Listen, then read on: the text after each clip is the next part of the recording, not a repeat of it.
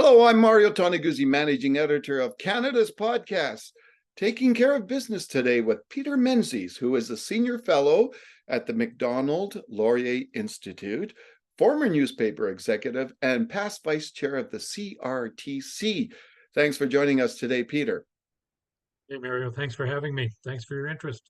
All right. And before we get into it, full disclosure, Peter was once my boss at the Calgary Herald. All right. So we're going to talk, Peter, of a recent piece that you published called "It's the End of an Era for News." The industry can either adapt or die. And so tell me where you see the industry right now, the news industry in Canada. Well, it's going through a massive transition. In the invention of the internet, particularly, the World Wide Web by Sir Tim Berners-Lee around 1993 is really, I think this is what people are having difficulty coming to grips with. This is as significant a technological change in the way we communicate with each other as was the invention of the printing press about 600 years ago. It really shifts everything. It takes away certain monopoly constructs. Newspapers used to have quasi-monopolies in their markets. I mean, the most Calgary could hold was two dailies, and that was contentious at the time because you needed a $50 million printing press to be in the business, right? Yeah. So the cost of entry was very high. With the World Wide Web, suddenly every realtor, car dealer, sports franchise, they all had their own media, and they didn't need the old media. So one world is dying and another one is about to be born. So where, when you look at the newspaper world, let's talk just first of all about newspapers. Is it going to be there for forever, or do we see the end of newspapers coming at some point? Print newspapers. Yeah, I can't see any future at all for print newspapers. I mean, I can see a future in which there is a print product by somebody that comes out on the weekends. Like my Globe and Mail subscription these days, for instance, is like online only. But on Saturday, I get the print version for those people who still like it. But it'll be a small number of people. The press runs, I mean, frankly, the press runs at those newspapers that still exist are pretty small these days. So it's moving in that direction. It's an online world. It's not even an over-the-air world anymore. It's everything will be centered on the internet. So what do we? Well, not we, but what is the media? Still in that world in some ways, but what does the media have to do? The mainstream media have to do to survive? Oh, well, they need to completely change their structures. I mean, one of the reasons why I think it's difficult for newspapers to survive is that they were built on highly profitable foundations, where they made a lot of money, right? So they could hire a lot of people, and it fell apart very quickly for them. These things aren't easy in terms of that. But their internal infrastructures, I mean, all their liabilities in terms of pension costs, the collective bargaining agreements, the hours that people work, and that sort of stuff, all of those aren't appropriate for the type of flexibility and innovation that you need these days. And I don't say that, to imply that people shouldn't be well paid and have good benefits and vacations and that sort of stuff, but you need to recreate the whole thing. So I really see it as one world is going to have to, large parts anyway, some will survive, but large parts of one world are really going to have to die to be reborn as something new. And I think the thing we have to remember is that what's important is that journalism survives, not necessarily the horse that it rides. Mm-hmm. When you look at newspapers specifically, Peter, is there room for two newspapers today in one city, owned by the No, same company? no. Well, I mean, it's pointless, right? I mean, right now you've got a kind of construct with Post Media where, I mean, the only difference between the Calgary Sun and the Calgary Herald that I can see in terms of content is Rick Bell writes for one and Don Braid writes for the other. And that allows them to probably Mhm. feel that fulfill their obligations to the Competition Bureau when it allowed the Yeah, Post Media to take over Sun Media, which was very yeah. contentious. Yeah. So when you're looking at the, I guess, the decline of the mainstream media out there, what does that do, or what is the impact on local news coverage? Well, it's been very, very devastating, right? I mean, when you think about it, 30, 40 years ago, Calgary City Hall would have had, I don't know, 8, 10 reporters regularly covering on it. All the TV stations had a beat down there. I think the Calgary Herald had probably 2 reporters and 1 full-time columnist Hmm. covering City Hall. That would have been in a city half the size that the city is today. So Hmm. you don't have people there. I mean, but there are. I mean, one of the things I think we need to focus on is it's not just the destruction. It's the construction of new outlets. I mean, Livewire Calgary does cover City Hall, right? Yeah. So when somebody leaves uh, a gap, or a vacuum, somebody will fill it. And Yeah. I think so. The focus we need to have is on filling those gaps, understanding that this construct can't fulfill that purpose anymore. What construct can? Maybe Livewire is it, maybe it isn't, but I mean, it's at least somebody's doing it, and that's where I go to now for City Hall coverage. And is that where the opportunity is in the media world now? And we, you mentioned Livewire, but on a national scale, say we've got, say, Rebel News. We've got, out here in Alberta, the Western Standard. And then there's a bunch of niche publications that are jumping in. Is that the future? Is that the future of journalism? I don't know exactly what the future was. If I did, I wouldn't be telling you for free. I'd be selling it to somebody. But I think there's going to be a period of innovation, and I think all of those are part of it. I mean, there's Canada Land, which leans to the left by Jesse Brown. There's the Line. There's the Hub. The Line is more commentary.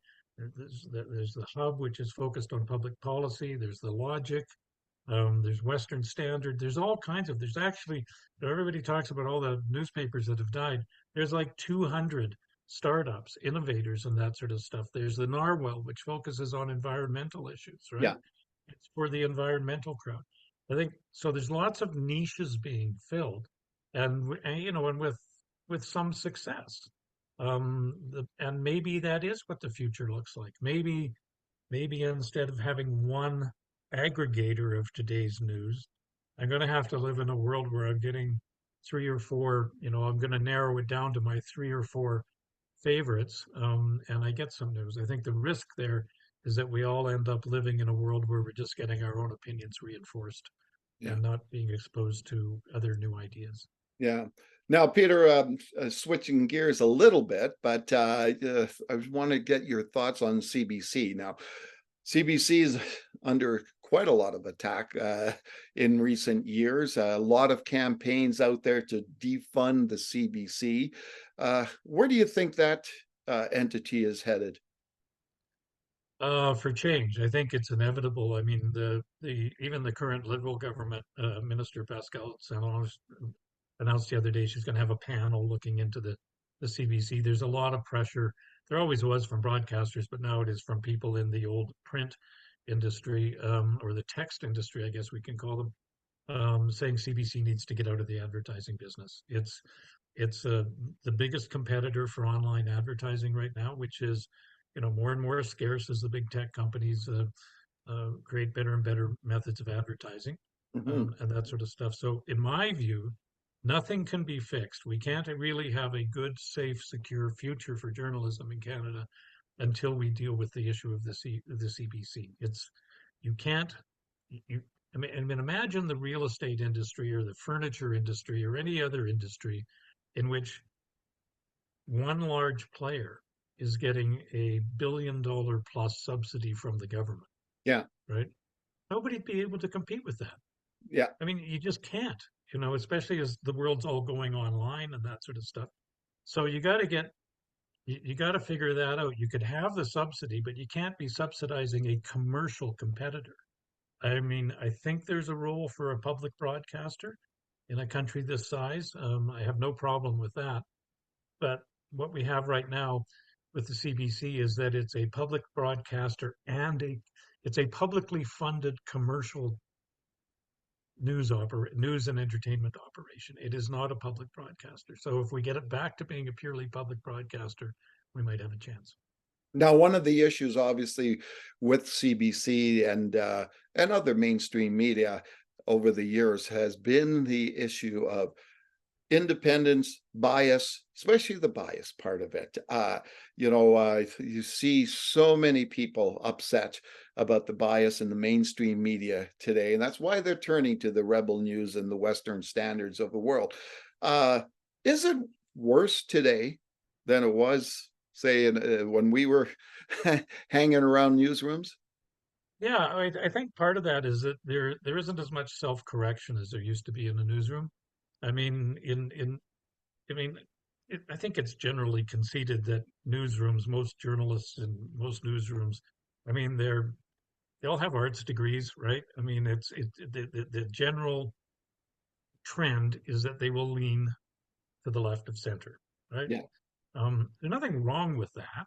You just have to, whatever you are, whether you lean to the right or whether you lean to the left, you need to be aware of it and work to produce, copy that doesn't betray a bias, right?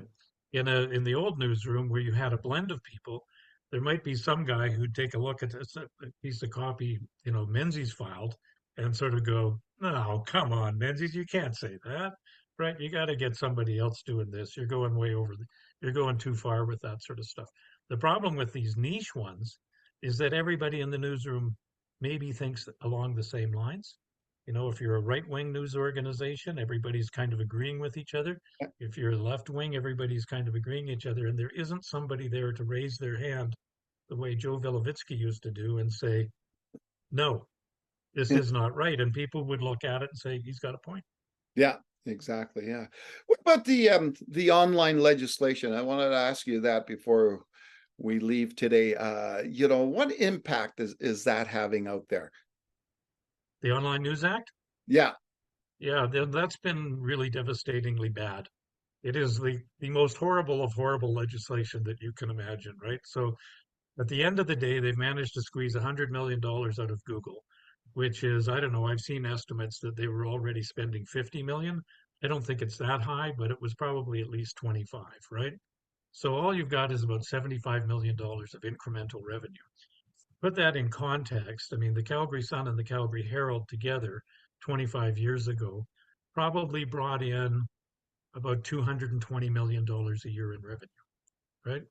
So that 75 million, you put that is net, plus then you have to subtract the 18 million that Meta Facebook was spending, plus the value that they claim. It might not be that high. They claim that they gave $230 million worth of value to the news industry. But even if you cut that in half, the industry's worse off now than it was before. I have never seen a piece of public policy legislation that, well, maybe the national energy policy in the early 1980s yeah, might have been the only one I can think of that actually made things worse when it was trying to make things better. yeah. Now, Peter, as an old-time journalist and person involved in the news media, when you look at today and you look back, what are your thoughts, emotions about an industry like all of us? This was in our blood when we got into it. Well, I think it's sad. I mean, I've been out of it for a long time, so it's not as sad as if I was still there. Yeah, I can't imagine how painful it would be to still be there, to be honest, in terms of that. And I had coffee with another old newspaper veteran the other day, and they still said, we had a lot of good times, right? I mean, and we did, and it was a lot of fun for a long time, but then it ended, right? I mean, yeah, it was fun being a horse and carriage driver, I'm sure, for a long time too, and then it ended, right?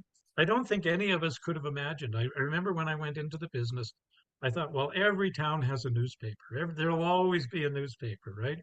yeah, We'll always have a job, right? There's always you can move anywhere, right? And get a job and that sort of stuff. And anyway, a boom, right? It's just whoosh, gone. yeah, exactly. It's Well, sad. thanks. It's sad, but it's you got to deal with it, and you got to move forward. There's no point in dwelling on the past. And that's the state, I guess, the media is in right now, right? They got to Yep. look Got to forward. look forward, and public policy needs to try to build a path forward.